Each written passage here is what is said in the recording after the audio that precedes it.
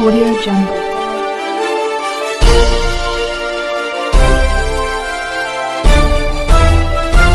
Audio Jungle. अभी आप देख रहे हैं कंचन न्यूज। इसे लाइक, शेयर, सब्सक्राइब करना ना भूलें ताकि न्यूज का नोटिफिकेशन सबसे पहले आपके पास पहुंचे। अब चलिए खबरें विस्तार से। आप देखिए अंशु प्रकाश के साथ ऐसी हाथापाई हुई। उस वक्त भी सीसीटीवी नदारद थे। जहां जहां अंशु प्रकाश मौजूद थे, सिर्फ उस जगह के सीसीटीवी काम नहीं कर रहे थे। उस पर भी अरविंद केजरीवाल ने कहा कि मारपिटाई कैसे हो सकती है, ये झूठ बोल रहे हैं, भाजपा के एजेंट है।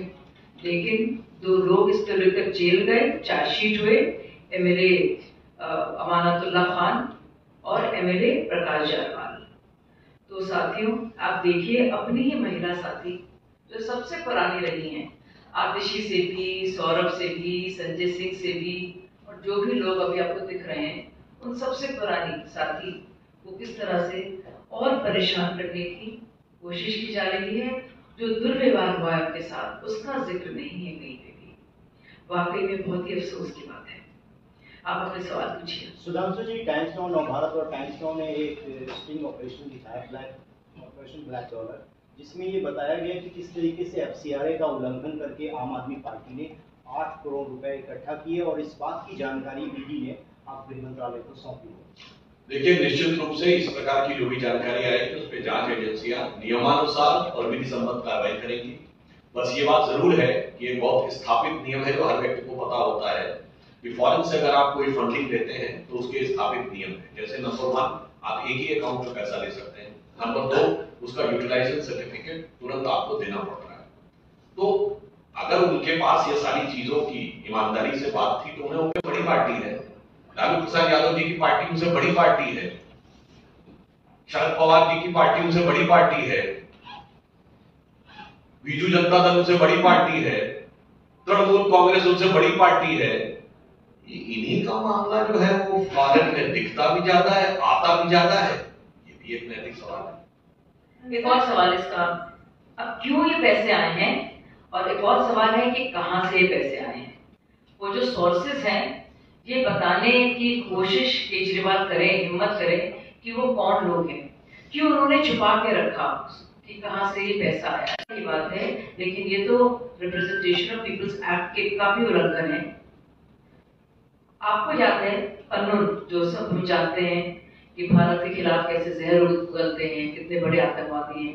उन्होंने कहा कि मिलियंस ऑफ डॉलर्स भेजे जा रहे हैं ताकि ये थोड़ी रहम दिली दिखाएं आतंकवादियों के खिलाफ, और किसी ने यकीन नहीं किया। जो आतंकवादी जो 1993 के मामले में दिल्ली में बाकायदा जेल में था, जिसको फांसी होने वाली थी, उसके लिए रहम की दुहाई थी और गुहार की। ये सोचने वाली बात नहीं है साथियों सारे। और आप देखिए किस तरह से पैसा इलीगल तरीके से फॉरेन कंट्री से आ रहा है। हेमंत सोरेन की जब बात होती है, भैया बड़ा स्टेट है, उसके मुख्यमंत्री हैं, सब चुप रहते हैं। How do you see that? This is the typical characteristic of Aam Aadmi Party. In the case of Times Now, if you remember previously when the story was done on Sheesh Mahal, one of the reporter was arrested and harassed by Punjab police. Now this is being physical manhandling by the Aam Aadmi Party. This shows that if constitution will be under threat, it will be under threat under these people. और मैं ये भी याद देना चाहता हूँ, बहुत से लोग भूल गए होंगे, आप लोगों को याद है इससे पहले दहाड़ के चिंगाड़ के कहते हैं कि प्रेस की स्वतंत्रता के ऊपर हमला हो रहा है। फिजिकल हमला अगर हुआ है तो 2012 में, फिजिकल हमला हुआ है तो 1994 में जब यूपी के 2 अखबारों के कार्यालय पे, जो कि मुलायम सिंह की सरकार थी, सपा की सरकार के खिलाफ खबर छपी थी, तहस नहस कर दिया गया था अखबार के कार्यालय। दो और सवाल।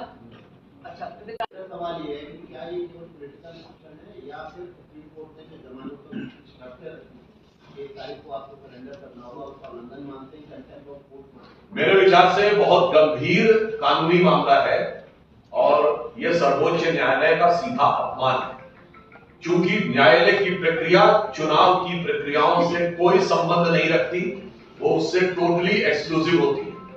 चुनाव परिणाम के साथ न्यायालय के रविंद्र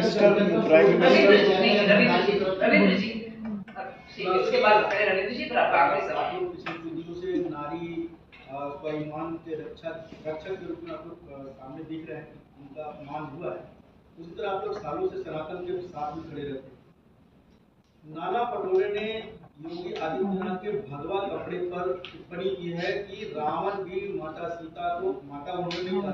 नाना पटोले जी ने कहने का प्रयास किया है, ये बिल्कुल सच है कि माता सीता का जब हरण करने गया था, साधु के वेश में गया था। ये लोग जो आचरण करके आते हैं ना, ये जो बगुला भगत बन के आते हैं और फिर बाद में काल सेवकों के हत्यारों का समर्थन करते हैं।